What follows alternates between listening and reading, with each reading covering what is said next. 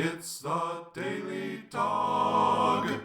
Hello everyone, welcome back to the Daily Doug. I'm glad you're with us today. You know, I wasn't going to do a video today, but I just have to talk a little bit. And you may notice I've got some smoke wafting here. This is my diffuser, and I've got some essential oils in there today. This is eucalyptus.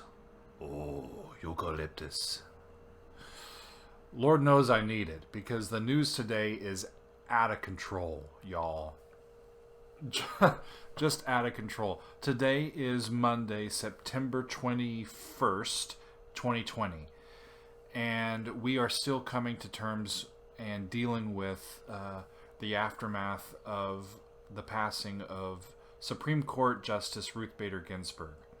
A couple days ago, I recorded a reaction video on the day that she passed. I was just sad that she had passed, and I wanted to offer my thoughts on her importance and her life's work and just pay tribute to her. That video was not political in my mind, but this video shall get political because sadly that's where we are. I mean, poor Ruth. She hasn't even had the dignity of a proper funeral or lying in state and at the Capitol. Yet the country is just on fire and apoplectic about the process and the timing of how the vacancy on the Supreme Court is going to be filled, and by whom, and what the ramifications are for just the civil liberties and the rights of Americans going forward. So it's an important issue, and I wanted to give just my 2 cents for what it's worth. You know, it shouldn't be this political. It really shouldn't. The Supreme Court is not a partisan entity, but the times in which we live, it has become that, and I don't think the blame is equal on both sides. I really don't.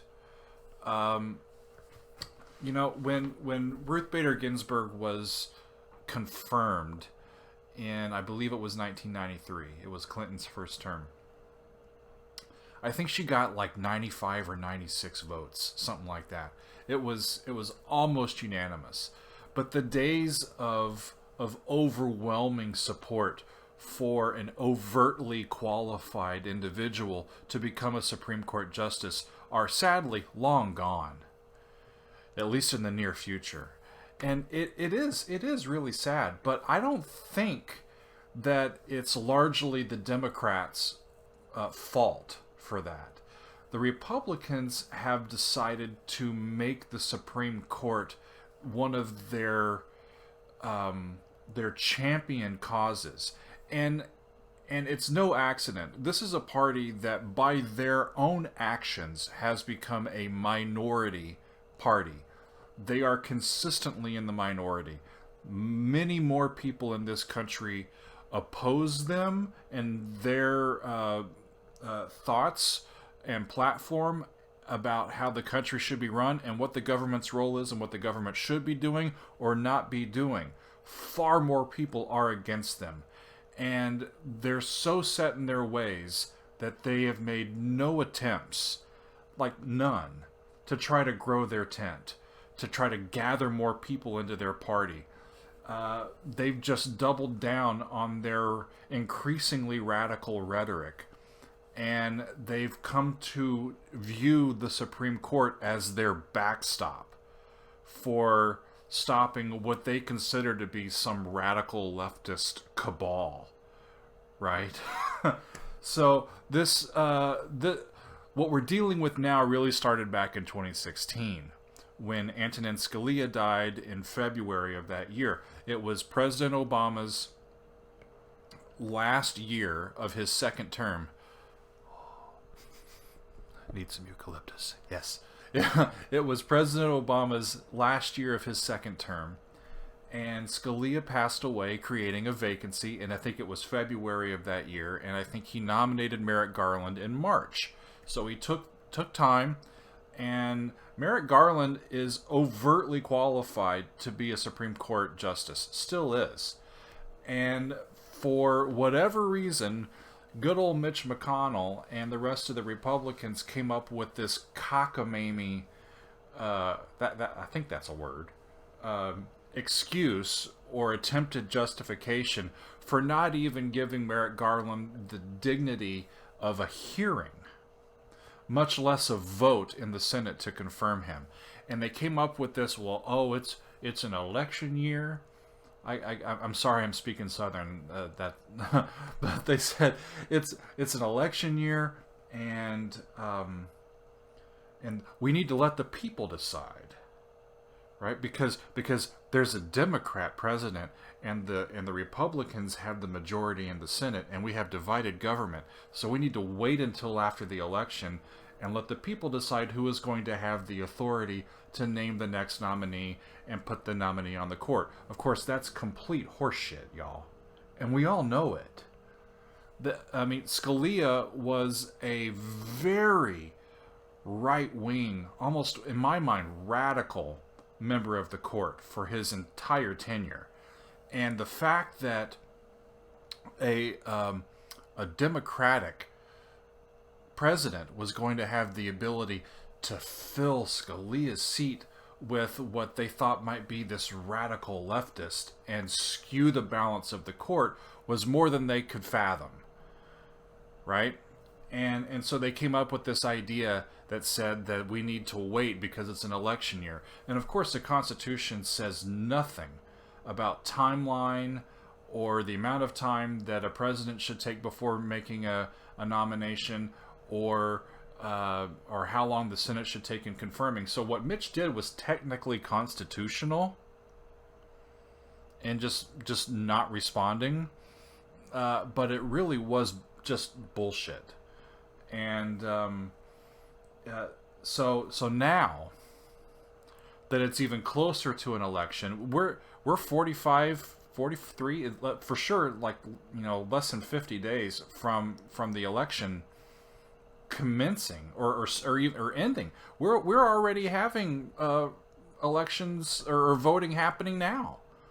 Early voting is happening now, and people are already going to the polls. Ballots are printed, and the election is ongoing. And these same Republican senators that were just trying to convince everybody that they were in the right somehow back in 2016 in denying President Obama his constitutional authority to name a nominee to the court, are now saying that, well, it's different now because there's a Republican who's the president, and then the Republican Party also has more senators than the Democratic Party, so there's not divided government, so we should get to name whoever we want and push it through as fast as we want to. And the will of the people be damned, right? And regular people, free-thinking people, are like, hey, isn't that a little hypocritical? Just a little bit hypocritical? And of course it is, but the Republicans in the Senate do not see themselves as hypocrites. They really don't. And I think there's a basic reason for that, and for some reason I haven't heard any pundits say it, maybe because they're afraid to say it, but I think it's true. Over time, over the last 20, 30, almost 40 years, the Republican Party has come to view Democrats in government exercising governmental authority as fundamentally invalid. They're just against the Democratic Party at all costs because,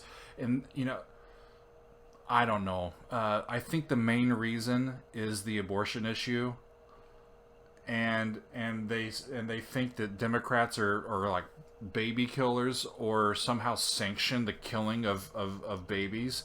And so we have to be horrible people, and we're therefore, none of our ideas are worthy, and they can't possibly have the best interests of Americans at heart. So they are, in their view, Democrats are fundamentally invalid. So anything that they do,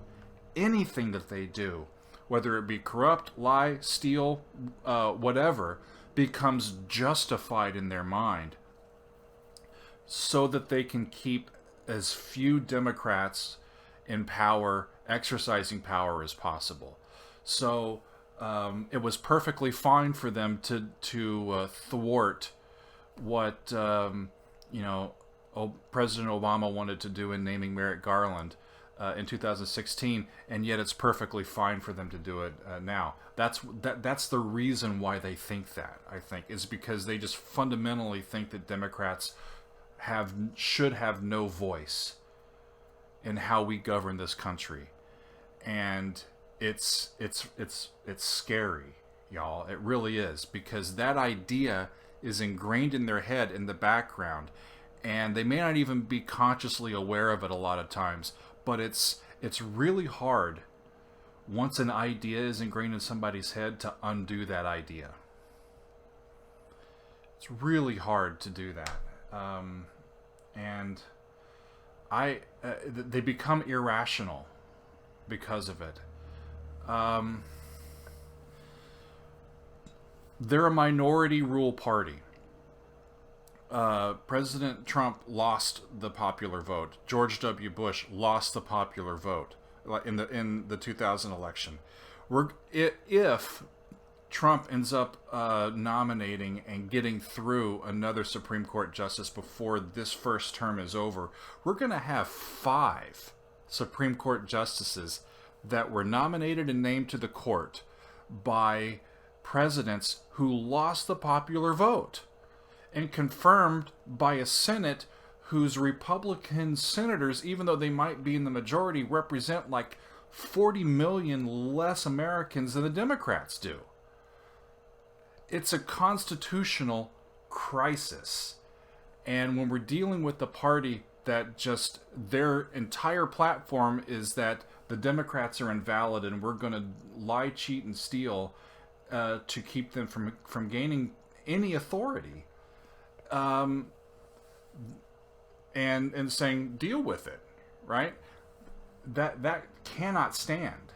And it's getting really, really scary. And I don't know what we can do about it, quite frankly. Other than, because the louder we yell and scream and try to appeal to their inner goodness, patriotism, to their commitment to the Constitution, to their commitment to the rule of law, to fairness, to equality, all that goes out the window, because they're not seeing our arguments for what they are. All they're seeing is Democrats talking, and we don't listen to Democrats. I don't know what we do. It's September of 2020. I wish that the Republicans in the Senate would be as motivated to enact COVID-19 laws to help people that are affected by the pandemic, or to fight for criminal justice reform, or fight for gun control reform, or fight for healthcare reform, or fight for climate change reform, or infrastructure reform, or anything, with the fervency that they fight to protect their backstop of activist, radical judges in the federal courts and justices on the Supreme Court. They are not interested in governing, y'all. And they're ruining the country. And I don't know how we stop them other than voting. We have to make this election a landslide. We have to make this election a landslide. Otherwise, there's going to be some shit going down, y'all. Can you imagine what happens on election night if a whole bunch of Republicans come out and vote in person and Trump is up in like 3 or 4 states that makes it appear like he wins, and then by the time all the mail-in votes by people who have stayed home because of the COVID threat are counted, that those states end up flipping 3 or 4 days later? Can you imagine what would happen if Trump claims victory on a Tuesday, and then by the time that the states confirm the election, that it looks like Joe Biden has won, and there's a contested election, and Trump thinks he wins, and Biden thinks he wins, and it comes down to the Supreme Court, who now is 4-4, and if they happen to push through a new person that makes it 5-4, how the one person that Trump puts in and the Republicans push through right before the election, it might come down to their vote to see who gets to be the next president. It's going to be all out craziness, and it's scaring me. And so in my mind, we have to vote with such numbers and such fervor that the results of the election are nowhere near in doubt. I'll go back to the subject of a previous video that I put out. We have to be talking to our Republican-leaning friends, and we have to try to break through to them to convince them to change their minds as much as we can, while getting every single person that we can to the polls to have their voice counted. It's so important. Because if Trump is allowed to continue leading this country for another term, I don't think we have America as we know it left. I think we're gone. And especially our young people need to know that democracy is fragile. And we only are buoyed as a country and as a society if we actually adhere to and pay attention to the laws of the land and fight for democracy and renew that fight. We gotta vote, y'all. We've got to vote this party into the trash heap of history before they turn us into Nazi Germany. And I'm not being hyperbolic about that. It's rough. Ruth shouldn't have had that on her shoulders. She shouldn't have. But it wasn't her fault. She fought for justice and for equality and for people, for the rule of law. And we loved her for it. And God, it's my hope that we can stem the tide and keep this minority, radical, increasingly fascist party from gaining more control over our government. The chips are kind of stacked against us because of gerrymandering and the way that the Senate is disproportionate, right? In terms of, how many people are in Montana versus how many people are in California. But the system we have right now is the system we have. The best thing we can do is we can vote for the people who care about Americans. All of us. All of us. I'm long-winded again. It's sorry. If you stayed up this long, or if you're here this long, thanks for being with me. But I just had to talk a little bit because it's almost like therapy. So I'm glad to get some of these thoughts off my chest, and I'm glad that you're here, and we'll keep sticking it out, and we'll keep just not being afraid to stick up for what is right. Stick up for what's right. And until next time, we'll see you then. And this has been today's Daily Doug.